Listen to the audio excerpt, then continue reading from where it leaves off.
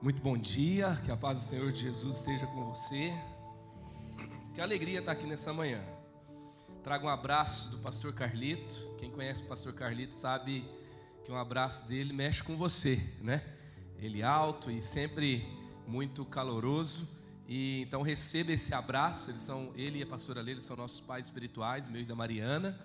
Nós temos a alegria de servir com ele já há 20 anos. Tem 20 anos que estou ali servindo, e nos últimos 18 liderando jovens e adolescentes. Eu herdei também dos meus pais o amor por Jesus e o amor pela igreja. Meus pais lideraram adolescentes por 21 anos.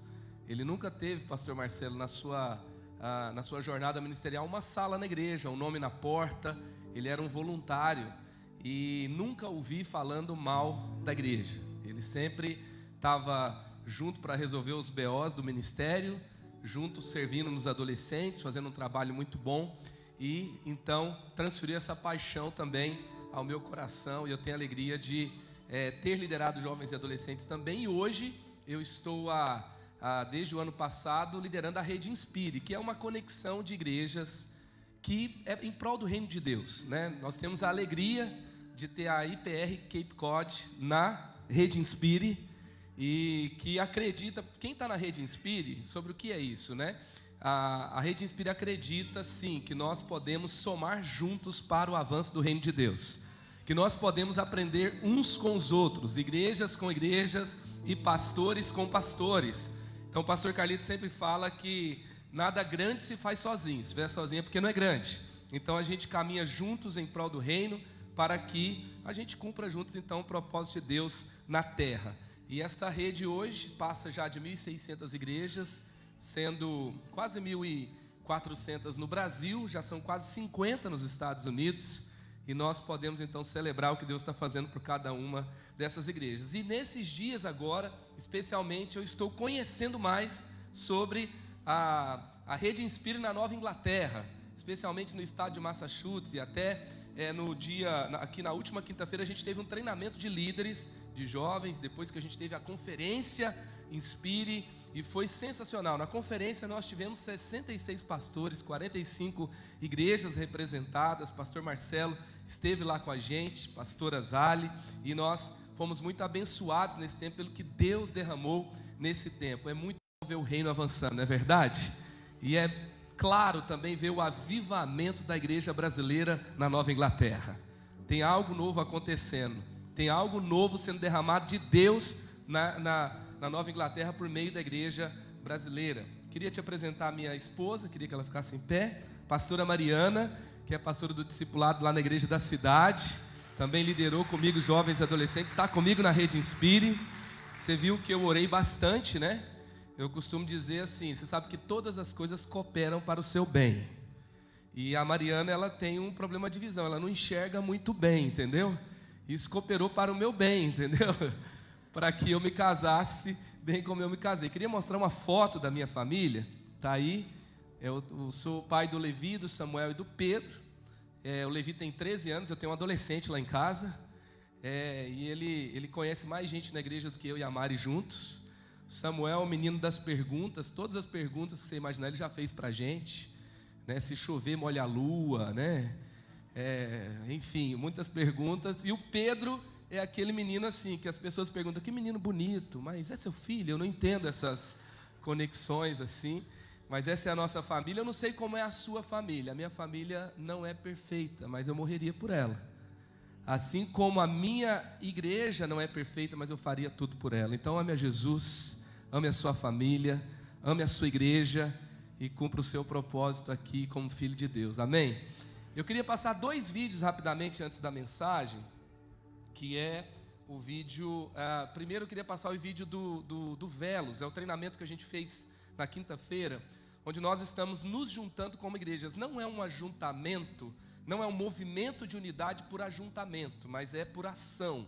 A gente estar junto no mesmo propósito, na mesma missão, no mesmo desafio e compartilhando o melhor que temos para juntos evangelizarmos a nova geração. Pode soltar o vídeo, por favor, do Velos.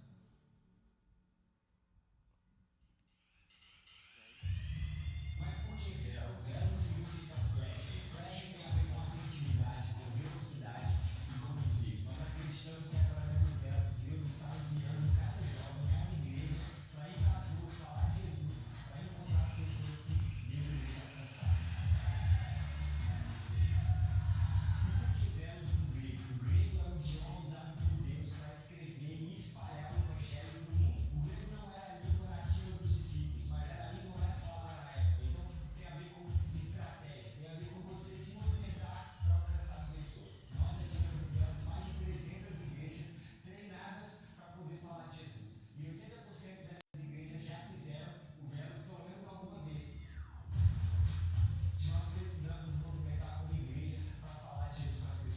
Você sabia que nos Estados Unidos, 66% dos jovens que entram na faculdade, eles terminam desigrejados? Então é muito importante que você fale, você precisa pregar, porque o Evangelho é espalhar a mensagem de Deus. Romanos 1,16 diz que o Evangelho é poder de Deus para salvar todo aquele que crê. Você está comprometido com o Evangelho? Então você precisa ser enviado e pregar e anunciar para as pessoas. Não é a quantidade de pessoas que vai assentar a mensagem que vai definir o quanto eu vou pregar e como eu vou pregar. Eu não sou definido pela resposta às pessoas. Eu sou definido por aquele que me enviou. Eu sou definido por aquele que me deu a mensagem. E se for para morrer por ele, ser rejeitado por ele, ser criticado por ele, que alguém vai rir na minha cara por ele, eu vou, o meu compromisso é por ele.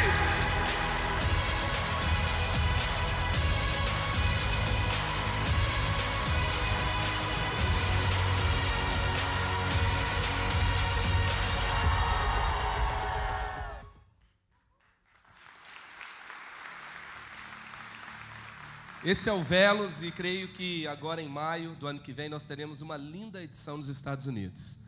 E vai ser muito especial a gente ter essa igreja junto, fazendo parte dessa ação que é sobre evangelizar. Você tirar um tempo e colocar uma intencionalidade na força da igreja para ganhar aqueles que ainda não conhecem Jesus. Eu ouvi aqui sobre o que Deus tem feito no evangelismo, principalmente com jovens nessa casa, e que Deus continue abençoando essas ações aqui também, e que juntos a gente possa alcançar mais pessoas. E eu queria também falar do IC College. O IC College é uma escola ministerial. Nós temos recebido alunos de muitas partes do mundo que passam um ano com a gente, que são treinados pela igreja para servir a igreja. Então é um tempo de preparação para servir no ministério em qualquer área da sociedade. Pode colocar o vídeo do college, por favor? The IC College is a ministry school in Brazil dedicated to giving their students an experience focused on the biblical and spiritual in a community context.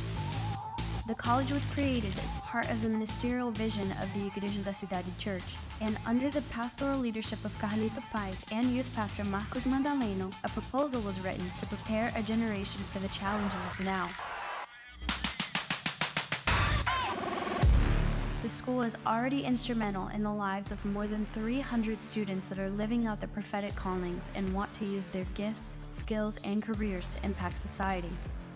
The course offers more than 20 different disciplines, all taught by the pastoral team at the Igreja da Cidade Church and experienced professionals. You will be sharpened to develop relevant ministry, prepared to transform environments, and driven into the Word. Your time is now.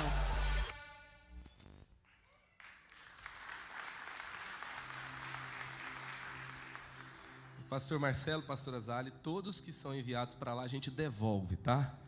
Pode enviar que a gente devolve melhor do que foi enviado.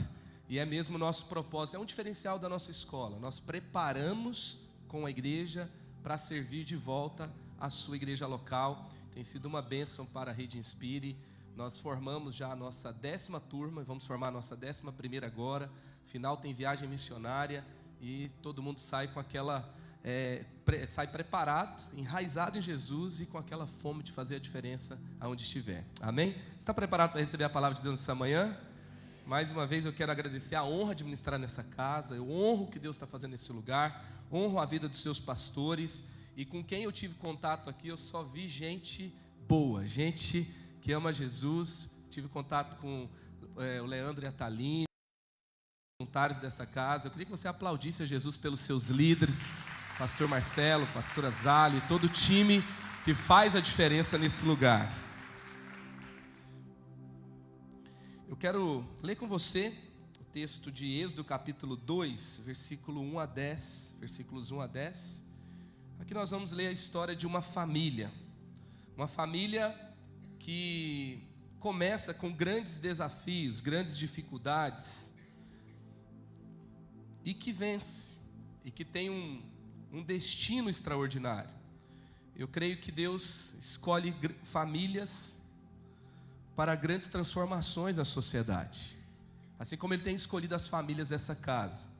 Então Êxodo capítulo 2, verso 1 ao verso 10 diz assim: um homem da tribo de Levi casou-se com uma mulher da mesma tribo, e ela engravidou e deu à luz a um filho. Vendo que era bonito, ela o escondeu por 3 meses. Mas quando já não podia mais escondê-lo, pegou um cesto feito de junco e o vedou com piche e betume. Colocou nele o menino e deixou o cesto entre os juncos à margem do Nilo. A irmã do menino ficou observando de longe para ver o que lhe aconteceria. A filha de Faraó descera ao Nilo para tomar banho. Enquanto isso, as suas servas andavam pela margem do rio. Nisso viu um cesto entre os juncos e mandou sua criada apanhá-lo. Ao abri-lo, viu um bebê chorando. Ficou com pena dele e disse: este menino é dos hebreus. Então a irmã do menino aproximou-se e perguntou à filha do Faraó: a senhora quer que eu vá chamar uma mulher dos hebreus para amamentar e criar o menino? Quero, respondeu ela. E a moça foi chamar a mãe do menino. Então a filha do Faraó disse à mulher: leve este menino e amamente-o para mim, e eu pagarei a você por isso. A mulher levou o menino e o amamentou. Tendo o menino crescido, ela o levou à filha do Faraó, que o adotou, e lhe deu o nome Moisés, dizendo: porque eu o tirei das águas. Que o Senhor aplique essa boa palavra ao nosso coração. Nós vemos aqui um contexto, quando Moisés nasce, quando esse bebê vem à terra.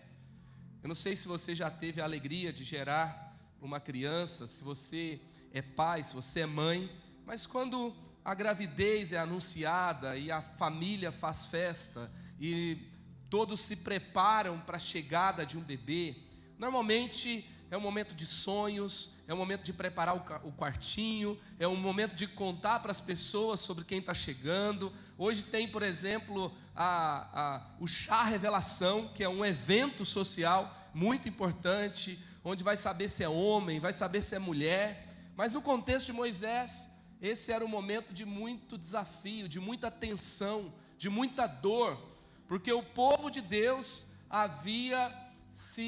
estava passando por um momento em que as crianças do sexo masculino que nasciam de até 2 anos de idade tinham que ser assassinadas, porque essa criança que representava esperança para uma família, que representava também esperança para uma nação, ela representava ameaça para o povo do Egito. O povo do Egito que se esqueceu daquilo que Deus tinha feito por meio desse povo a essa nação. O povo do Egito que se esqueceu de José, que se esqueceu daquele homem que foi usado por Deus para salvar o mundo da fome, agora perseguia e assassinava e oprimia o povo de Deus. E nesse contexto nasce Moisés, que tinha tudo para não chegar nem ao seu 2º ano de vida, que tinha tudo para ter a mesma história de muitas crianças como ele, que nasceu e não pôde viver um contexto complicado. E quando nós olhamos para o povo de Deus não deixou de existir nesse tempo, mas era um povo escravizado, era um povo oprimido, era um povo que era atacado de todos os lados. E quando nós olhamos para os nossos dias de hoje, será que nós vivemos contextos favoráveis ou desfavoráveis para o povo de Deus? O que nós vemos, por exemplo, o que nós vivemos no momento atual com relação às famílias? O que a nova geração está vivendo? Quando nós olhamos para a nova geração, muitas pessoas têm suas críticas sobre uma geração que é frágil emocionalmente, uma geração que desiste, uma geração que não consegue perseverar, mas é muito comum nós julgarmos uma nova geração com aquilo que nós vivemos e não com aquilo que eles estão vivendo.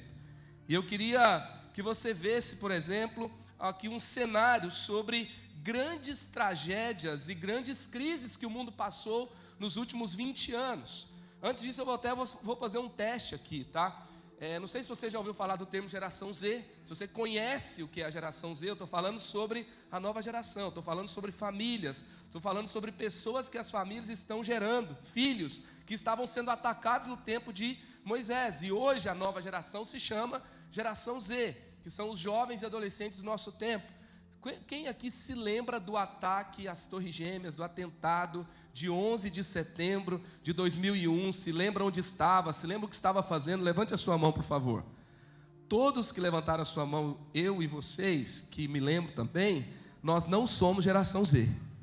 Nós somos geração Y, geração X, né? Somos os millennials. Alguns vão falar que a geração Y são os cringes, mas a geração Z, ela é definida, por exemplo, ela se inicia e os sociólogos vão realmente concordar que começa uma nova geração, que o tempo mudou, que o mundo não é mais o mesmo a partir de 2001. Então, esse mundo a partir de 2001, aqueles que eram bebês, os que nascem um pouco nessa data, um pouco depois, é definido pela geração Z. E a geração Y, a geração X, já era uma geração mais otimista. Uma geração, por exemplo, quem é brasileiro, que viveu na década de 90 o dólar a R$1, né? Onde Miami ficou logo ali, onde as passagens aéreas ficaram mais acessíveis, onde a estabilidade de emprego era algo muito real, e também onde os computadores entram nas casas, enquanto os pais estavam ralando para aprender o pacote Office, para conseguir emprego. Você lembra do pacote Office? Você tinha que colocar que você sabia o Word, Excel, você sabia trabalhar com planilhas. Os pais estavam lá ralando, e os filhos estavam o quê? Teclando em salas de bate-papo da UOL. Quer tecer comigo? De onde vê CTC? Teve gente que conheceu o marido, a esposa, né? Então estava lá no Messenger, conversando, que é quando assim as redes sociais, os aplicativos de conversa começam a chegar. Teve o falecido Orkut que chegou e foi embora. E era um momento muito otimista, porque a tecnologia representava desenvolvimento, representava trabalho, representava também desenvolvimento de relacionamentos, entretenimento, e aí o mundo fica todo eufórico com esse momento. Eu lembro do Messenger, né, que ele tinha uma função, você fazia tremer a pessoa que não te respondia. Tem gente querendo fazer voltar essa função. Tinha outra função importante também, que você ficava visível para quem você queria e invisível para quem você queria também. Então, esse foi um momento de muita euforia, de muito otimismo. Agora vamos ver o que acontece com a geração Z, tá? Então, geração X, geração Y, você viu aí, né? Eu ainda esqueci de algumas coisas. Por exemplo, a geração X e Y, ela não precisava mais escolher, esperar o filme passar na tela quente. Ele poderia alocar uma fita na locadora e pagava multa se não devolvesse rebobinada, né? E veio a Blockbuster e facilitou. Você não precisava devolver lá no caixa, você tem que colocar dentro de uma caixa, e isso explode no mundo inteiro, e as videolocadoras estão todas falidas hoje, que é outro tempo. Agora, quando a gente vai para a geração Z, a geração Z já tem um outro mundo. Dá uma olhadinha, por exemplo, nesse cenário, nesse gráfico de crises, tá? 2001, então, tem as Torres Gêmeas. 2008, 2009, 2010, até 2012, a gente vai ver grandes crises. Tem uma imagem lá que eu mandei para eles, que tem grandes crises no mundo. Por exemplo, tem a crise europeia, tem a crise imobiliária nos Estados Unidos. Muitos brasileiros que estavam fora, tanto nos Estados Unidos, Canadá, Europa, vão voltar para o Brasil nesse tempo, e realmente é um tempo muito complicado. Depois você vai ter o Brexit, que vai também impactar a economia, que é a saída da Inglaterra da União Europeia, e isso também vai ter um impacto econômico na Europa, vai ter um impacto econômico também de dívidas na União Europeia. E depois você vai ter o Covid, que é uma pandemia global. Então, o mundo de crise se instala de um jeito que não era mais tão comum quanto antes. E ali tem uma frase de um jovem da geração Z: porque na minha vez de ser adulto o mundo está acabando. Tem um outro meme, não sei, é muito brasileiro isso aqui, de quem vive no Brasil, mas não sei se você vai se identificar com isso aqui. Eu, criança, dólar 1,50. No caso, o dólar mais caro é melhor para quem está aqui hoje, né? Gasolina R$2, Coca-Cola 1,99, paz e amor. Na minha vez de ser adulto, dólar 5,65, gasolina 5,50, Coca-Cola R$8, pandemia mortal. Olha esse post, justo na nossa vez de morar sozinho, o arroz custa quase R$30.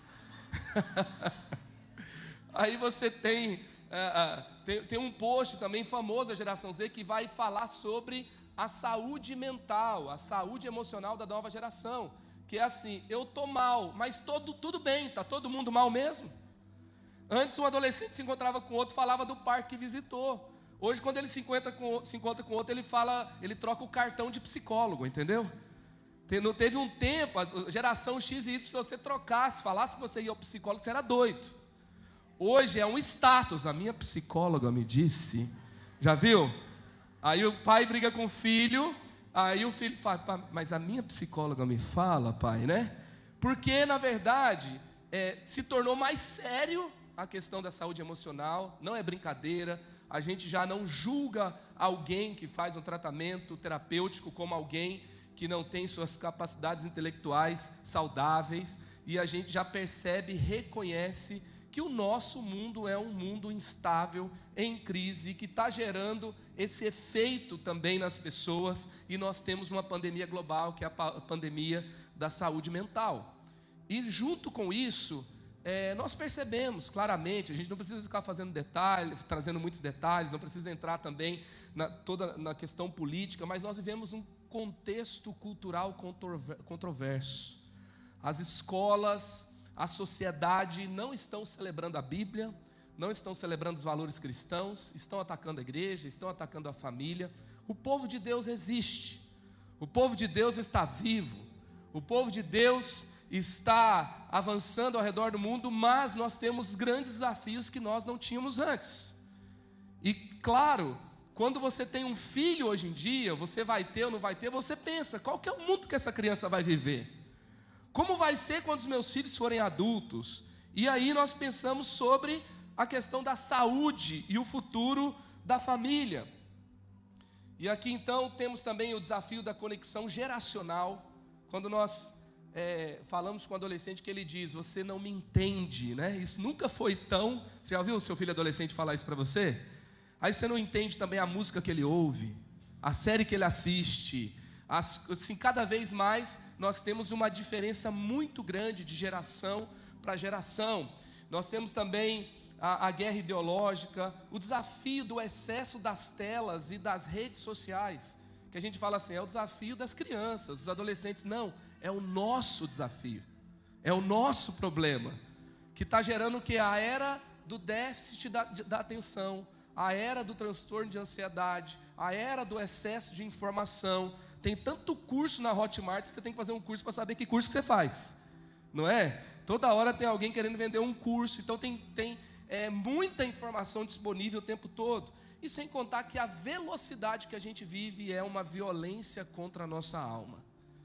Então, quando eu penso no contexto de Joquebede, dos pais de Moisés, quando nasce, e havia ali uma crise instalada em um nível em que o choro de uma criança que fosse ouvido determinava a morte daquela criança. Um contexto extremamente difícil. E nós podemos aprender com eles que mesmo nesse contexto de extremo desafio, mesmo nesse contexto onde parecia que tudo estava perdido, eles conseguiram viver o melhor de Deus. Moisés não só sobrevive, deixa eu te falar uma coisa, você não está na sua família criando sobreviventes. Moisés, na verdade, ele liberta uma nação inteira, ele representa a esperança para um novo tempo, ele não precisa de um futuro preparado para ele viver, ele cria o futuro que Deus tinha para os anos que viriam. E nós precisamos então aprender com Joquebede, com o pai de Moisés, com Miriam, com essa família. Então eu quero compartilhar aqui com você alguns princípios sobre como vencer juntos confiando em Deus. E eu quero declarar sobre você, sobre a sua casa, sobre a sua família, sobre essa igreja. Você vai vencer confiando em Deus. Você vai vencer com toda a sua casa. Você vai vencer com a sua igreja. Você vai vencer nos lugares de relacionamentos fortes que Deus preparou para o seu povo. Amém? Então, primeira coisa, não existe perfeição, mas sempre pode existir progresso. O texto vai dizer no verso 2, e ela engravidou e deu à luz a um filho, vendo que era bonito, ela o escondeu por 3 meses. Olha só, esconder essa criança por 3 meses, é uma solução perfeita? É o que aquela criança realmente precisava? Ela não venceu o exército, o futuro dele não está garantido porque ela estava escondendo. Mas o texto vai dizer que ela olhou e viu que aquela criança era bonita e decidiu lutar de alguma forma. O contexto era imperfeito, a solução era imperfeita, Mas quando ela decide esconder, ela garante que aquela criança viva mais um dia, e mais outro dia, e mais um mês. Havia progresso na decisão de Joquebede. Você consegue perceber isso? E agora, por que ela faz isso? Vendo que a criança era bonita. Você já viu uma mãe que pega um menino e fala: que menino feio, como Deus pode ser tão mal comigo? Você já viu? Quando um homem é muito amigo do outro, né? Que fala assim: a cara do pai. Aí o outro fala assim: importante é ter saúde. Né? Aquele papo de barbearia, né? Aquela alfinetada de homem que enquanto o outro fala: ih, você tá gordo, tá careca, né? Os homens são mais ou menos assim. Mas assim, ninguém olha para o seu bebê e fala assim: que cara de joelho mais feia. Ninguém fala isso. Só que quando nós lemos lá, por exemplo, em Atos 17, na pregação de Estevão, a Bíblia fala que Moisés era formoso aos olhos do Senhor. Lá em Hebreus capítulo 11, o texto vai dizer que os seus pais viram que ele não era uma criança comum. Sabe o que acontece?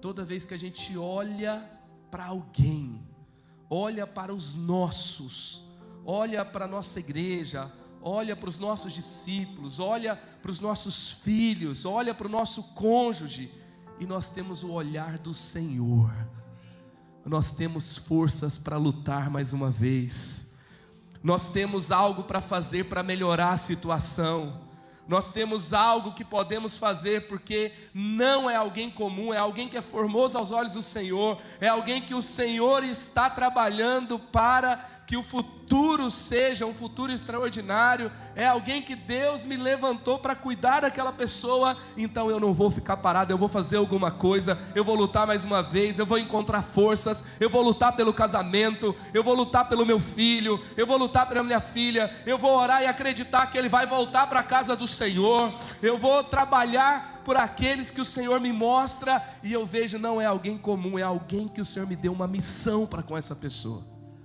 Então o texto fala que Joquebede olha e viu que Moisés era formoso aos olhos do Senhor, como está lá em Atos 7:20. Então quando nós olhamos com olhar de amor, a gente não desiste. Você desistiu de alguém da sua família? Você desistiu de ter um casamento abençoado e se conformou em apenas de ter um casamento que não se separa? Você desistiu de ter um bom diálogo com seu filho? Você desistiu de investir no futuro do seu filho, porque às vezes é difícil, ele não quer acreditar no futuro dele? Hoje é dia de voltar a acreditar. Hoje é dia de você voltar a acreditar e também saber que a nossa luta não é contra carne e sangue, que nós temos armas espirituais, as regiões celestiais, e nós podemos lutar, e nós podemos vencer juntos, confiando em Deus. Então lembre-se, gente, e na família não existe não existe perfeição. Existe perfeição na nossa rotina?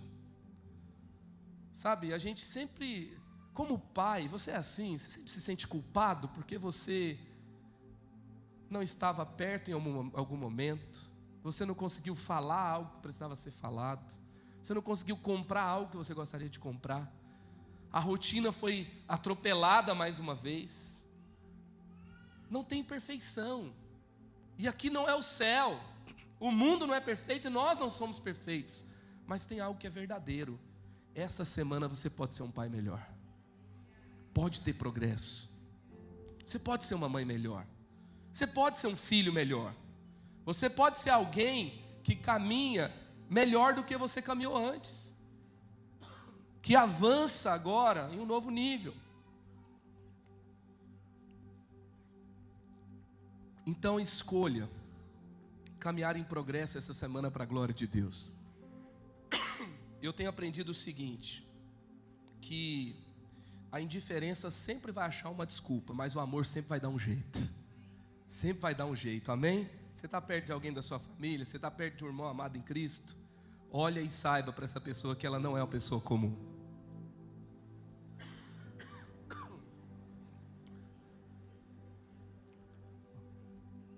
Tá?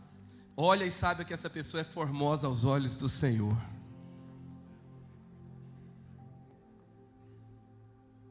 Então vamos lá, a segunda coisa, sobre vencer juntos confiando em Deus.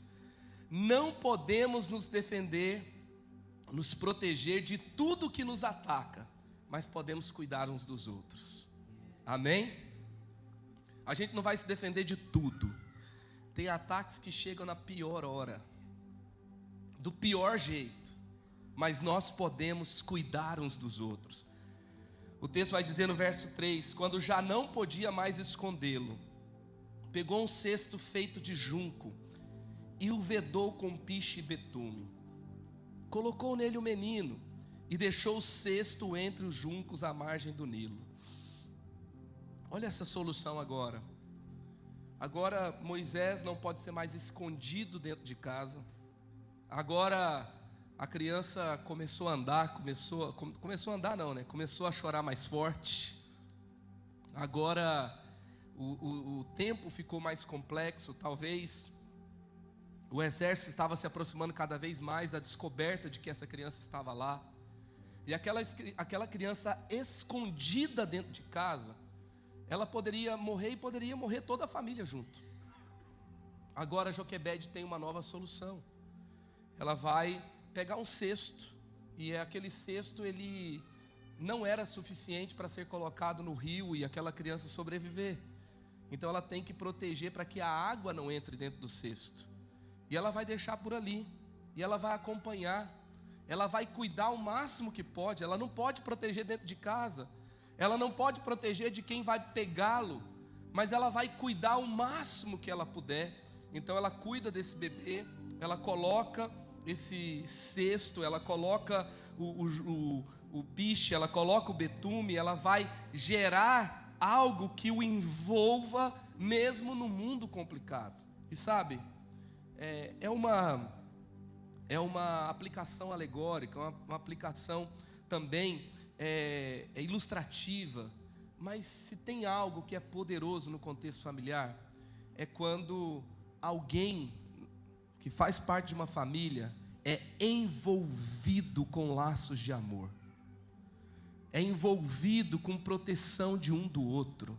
Eu me lembro que uma vez eu estava saindo de uma vigília de jovens. Nós fazemos essa vigília toda sexta-feira, desde 2007, na igreja da cidade. Já era 1h30 da manhã. Depois de 1h30 da manhã, normalmente a gente ainda atendia alguns jovens que estavam ali. E aqueles que iam, por exemplo, o cara foi na vigília, terminou o namoro, precisa de uma oração, sabe, está com crise, com indecisão na vida. Esse é o ambiente de jovens. Eu estava ali cuidando deles. E o Levi era muito novinho, então a Mari, que costumava estar comigo, não estava comigo nesse dia. E eu sou o cara que perde a chave da casa. Tem alguém aqui que perde a chave da casa? Então, né, você sabe como é que funciona. Então, o nosso combinado era que quando eu chegasse em casa da vigília, a porta estaria aberta. A gente tinha morava num prédio, num condomínio, tinha segurança. Então, deixa a porta aberta, tá? E eu me lembro que eu estou indo para casa, eram uns 20 minutos até em casa, e eu já vou baixando a adrenalina da vigília e da noite, e do atendimento às pessoas, e a pregação, e aquela loucura. E quando eu já chego meio cansado, e eu me lembro que o elevador abriu, eu saí, e quando eu chego na porta do meu apartamento, a porta estava trancada. Falei, o que aconteceu?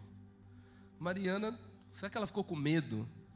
Mas agora eu vou ter que acordar ela, a criança vai acordar. E eu comecei a ficar com raiva. Falei, o que está acontecendo? E eu começo a bater na porta, eu ligo para ela, eu bato na porta. Daqui a pouco eu dou uma olhada e eu percebo que eu não estava batendo na porta da minha casa. E já são quase 2h da manhã. E eu estou batendo na porta do vizinho, esperando que ele abra a porta. Eu subi correndo de escada, não fui de elevador para não perceber para onde foi a pessoa que estava batendo na porta dele de madrugada. Graças a Deus que ele não abriu a porta. E eu então subo 2 andares acima, e quando eu chego na porta da minha casa, eu chego assim desesperado, para a porta abrir, e quando eu abro a porta está aberta. Eu entro, eu fecho a porta, eu escoro na porta do lado de dentro, eu falo, ufa. Parece que eu tinha sido salvo da Segunda Guerra Mundial naquele momento. E aquela sensação, finalmente eu estou em casa. Aqui é o meu lugar. Aqui é o meu lugar de porta aberta. Aqui é o lugar que eu posso chegar. Aqui é o meu lugar meu. Eu pertenço a esse lugar. Eu não estou invadindo o lugar de ninguém. Eu não sou um estranho aqui. Aqui está a minha esposa, aqui está o meu filho. Aqui a gente chora junto, aqui a gente ora junto. Aqui eu chego e eu sou eu mesmo. Sabe, feliz é o homem, a mulher, feliz é a criança que tem o seu lugar de pertencimento protegido, abençoado, que ele não é um estranho dentro da própria casa, que é um lugar onde aquela família criou uma proteção para que aquela família não fosse atacada e submergida em um mundo tão complicado. Às vezes a criança chega e ela foi atacada o dia inteiro. A gente não pode proteger de todas as influências que vêm de todos os relacionamentos. A gente não pode proteger de tudo que os professores falam. A gente não pode proteger de tudo que vai assistir, tudo que vai ver. Mas nós podemos dar o firme fundamento da verdade, da palavra. Nós podemos proteger com laços de amor. Nós podemos também, como casais, nós podemos envolver e de fato abençoar e elogiar e abraçar e ter um casamento saudável, de forma que quando o cônjuge não está perto de nós, ele está cercado de afeto, está cercado de palavras de afirmação, de um relacionamento saudável, não está vulnerável a qualquer elogio que vai receber por aí. E também você viu aquela estatística dos jovens que saem da igreja quando entram na faculdade. Uma coisa que é muito clara para nós é que quem não sabe a que local pertence vai se adaptar ao local que estiver.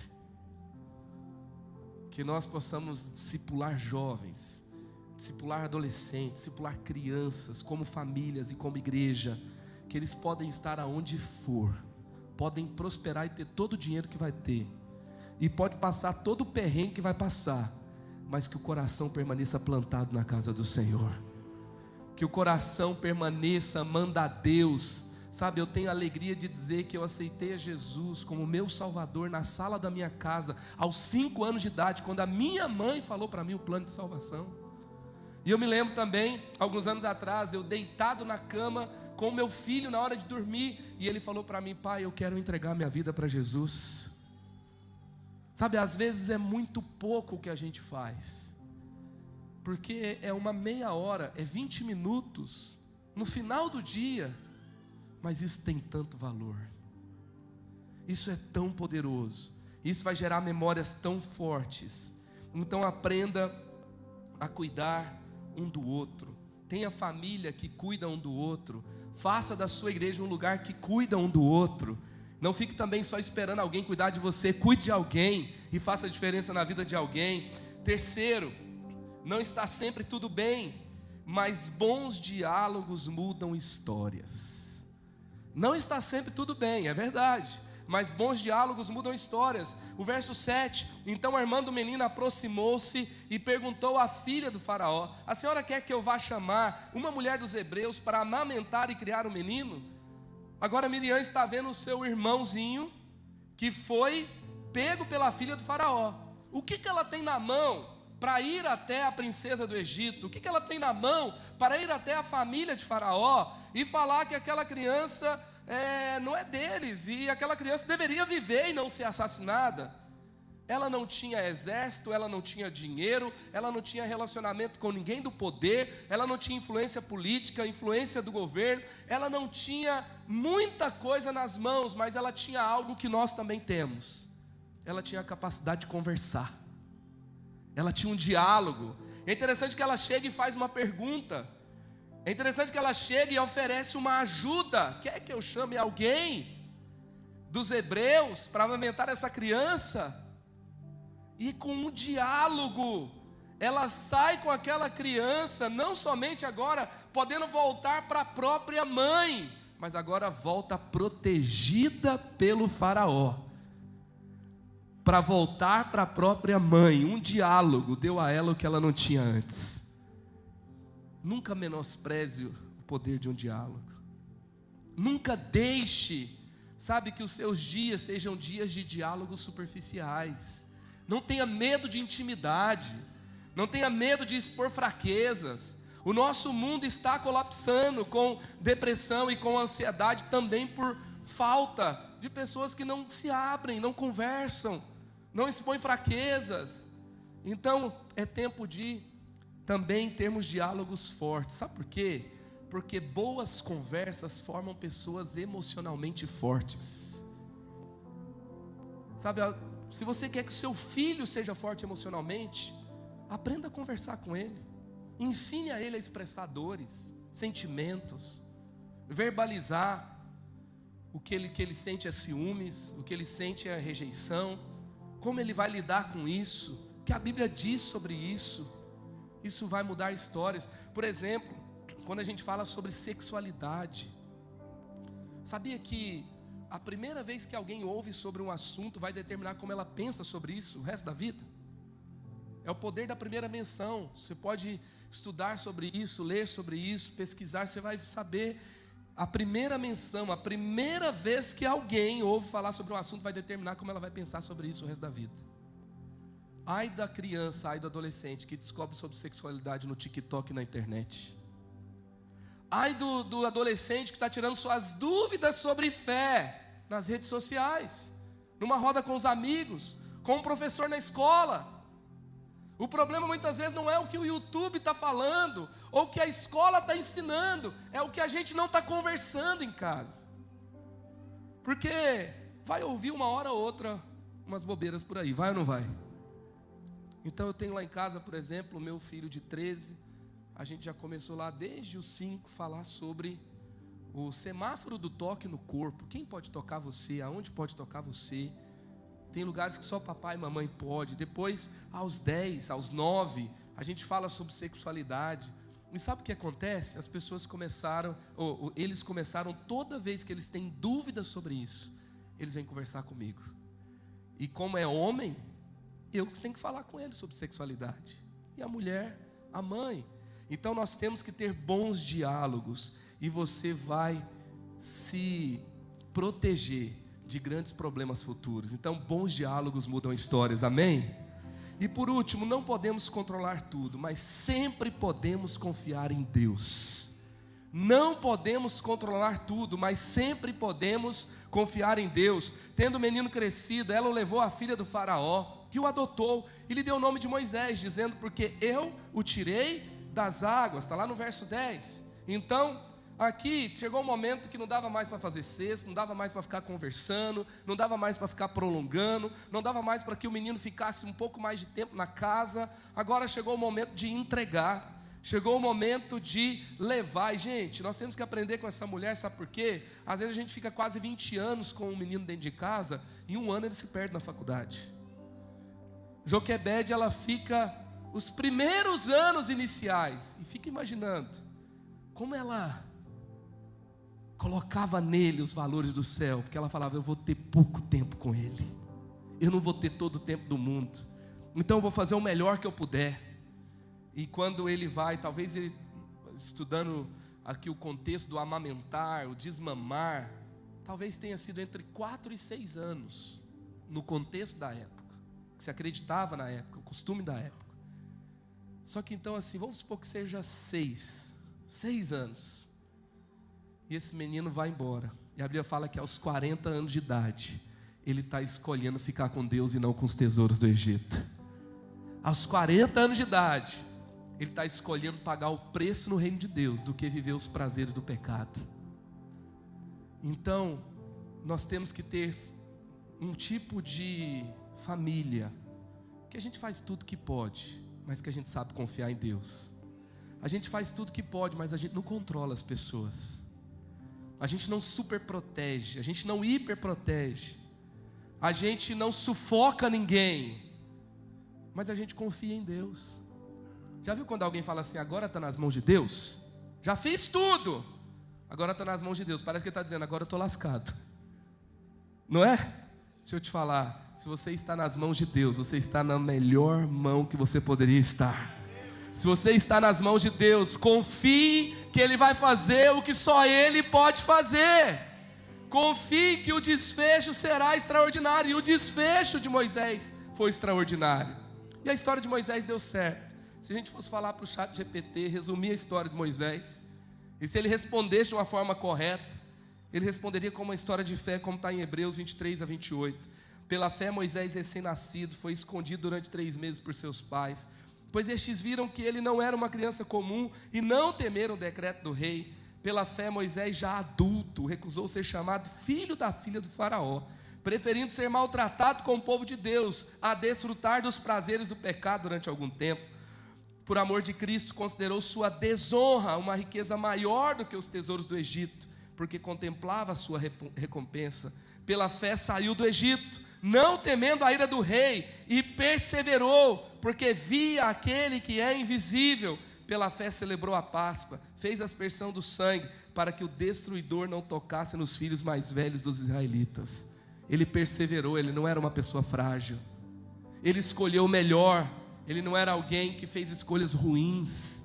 Em nome de Jesus, assim vai ser na sua vida, assim vai ser na sua casa, assim vai ser na sua família. Você não está apenas criando sobreviventes, você está criando libertadores de uma nação. Eu não tenho dúvidas que a geração dos seus filhos vão ser a geração do avivamento nessa nação. O que Deus está fazendo às vezes parece algo tão complicado. Eu posso imaginar Joquebede, porque ela era uma desbravadora num contexto difícil, mas o que Deus estava fazendo não cabia só na geração dela, se estenderia para a geração de Moisés. Essa igreja é conhecida, pastor Carlito falou assim para mim: você tem que conhecer a IPR Cape Cod, e lá tem um ministério de crianças assim, que é um espetáculo. Não é uma bênção o ministério de crianças aqui? Isso diz muito sobre uma igreja. É uma igreja que ama, impulsiona e valoriza a nova geração. Da mesma forma, conheci hoje o pastor de jovens, sobre o que está acontecendo aqui nos evangelismos também. Sabe, eu tenho certeza que o avivamento que começa nessa casa e na sua geração vai ser uma explosão na nova geração. Você não está criando sobreviventes, você está criando pessoas que vão transformar, que vão influenciar, que vão fazer a diferença, que vão ser resposta para esse tempo, para a glória de Deus.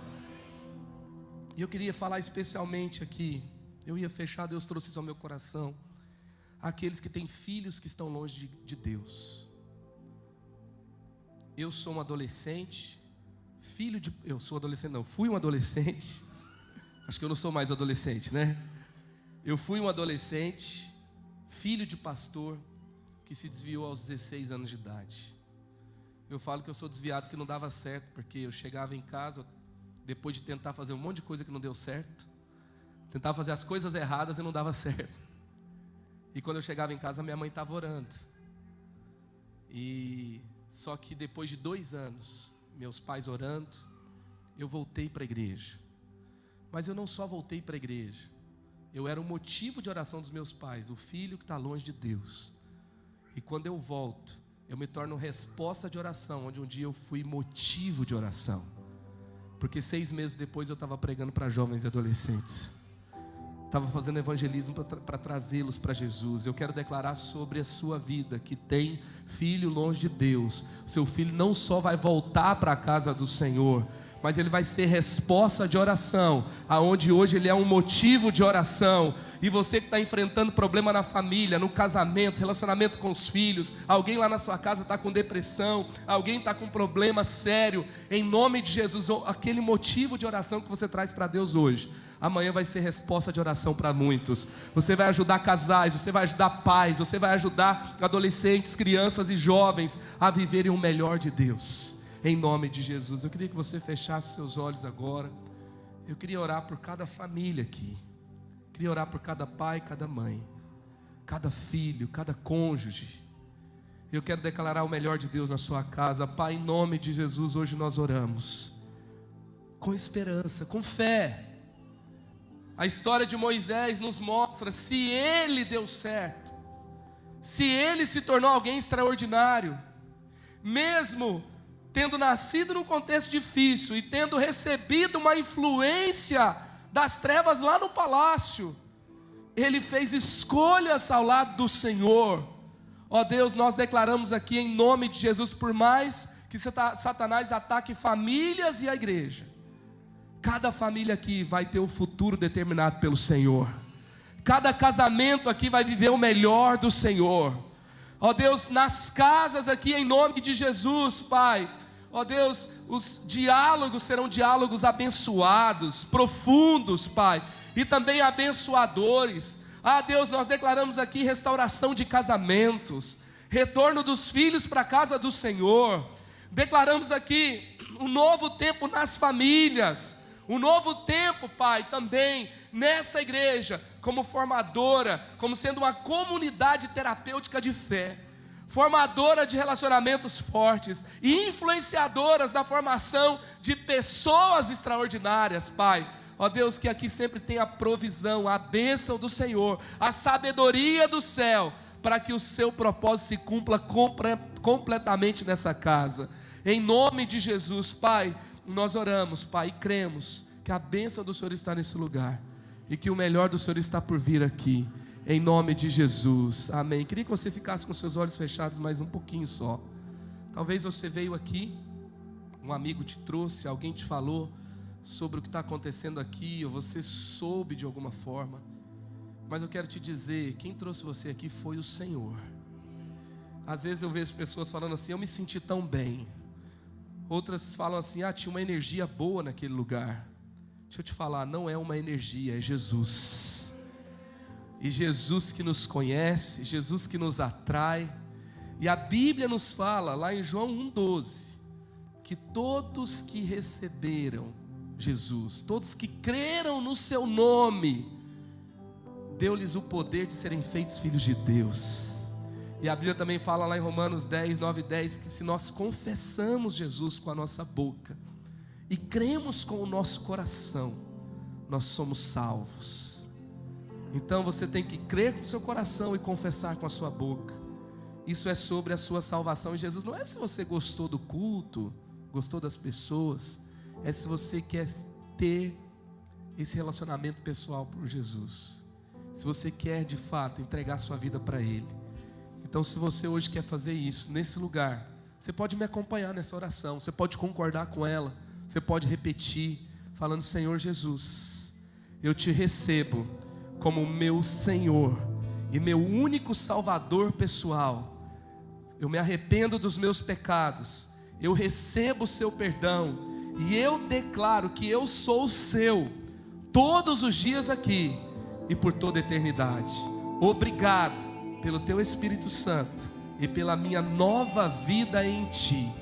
Em teu nome eu oro, amém. Continue com seus olhos fechados. Eu quero saber se tem alguém aqui que está tomando essa decisão pela primeira vez na sua vida. Me dá um sinal com a sua mão, eu quero te abençoar. Quem fez essa oração pela primeira vez, declarando que Jesus é o Senhor da sua vida, pode levantar sua mão. Deus te abençoe, parabéns pela sua decisão, aleluia. Tem mais alguém? Pode levantar sua mão. Talvez sua mão pareça pesada agora, mas você está levantando a sua mão para declarar que Jesus é o Senhor da sua vida. Deus te abençoe, parabéns pela sua decisão. Você está envergonhando as trevas, você está se expondo a Jesus. Pode levantar sua mão. Tem mais alguém que hoje declara Jesus como Senhor da sua vida? Você hoje orou e nessa oração você entregou a sua vida a Jesus pela primeira vez. Tem alguém? Me dê um sinal com a sua mão. Eu quero orar por você, quero te abençoar. Tem mais alguém? Tem alguém que esteve longe da igreja, longe da fé? Amém, Deus te abençoe, parabéns. Tem alguém que esteve longe da igreja e esteve longe da fé e hoje está voltando para Jesus? Levanta a sua mão, me dá um sinal. Quem está se reconciliando com Cristo hoje? Quem está voltando para Jesus? Tem alguém? Me dê um sinal com a sua mão. Amém, Deus te abençoe, bem-vindo de volta. Tem mais alguém? Aleluias. Tem mais alguém voltando para Jesus? Pode levantar sua mão, pode levantar sua mão, amém. Tem um convite que nós fazemos na nossa igreja todos os domingos. Eu vou fazê-lo aqui também. Um passo muito importante de fé é quando você se batiza nas águas. Você declara publicamente a sua fé.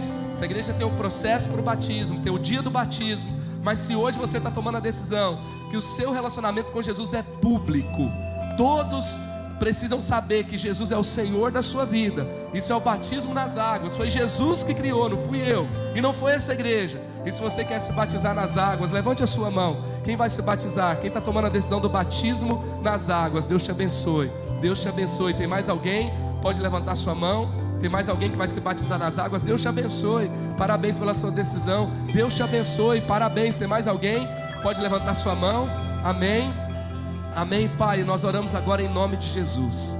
Abençoamos, Pai, cada decisão ao teu lado. de aceitar o Senhor como único Senhor e Salvador pessoal. Ó Deus, de voltar para Ti, de voltar a se reconciliar com o Senhor e também de se batizar. Nós abençoamos cada uma dessas decisões ao Teu lado, declaramos, Pai, a bênção do Senhor, a paz do Senhor, que excede todo entendimento, Pai, em nome de Jesus, que eles tenham o sono dos justos, Pai, e caminhem vitoriosamente com o Senhor, e trazendo outros, Pai, para essa família de fé. Nós oramos em nome de Jesus, amém, amém, amém, aleluia.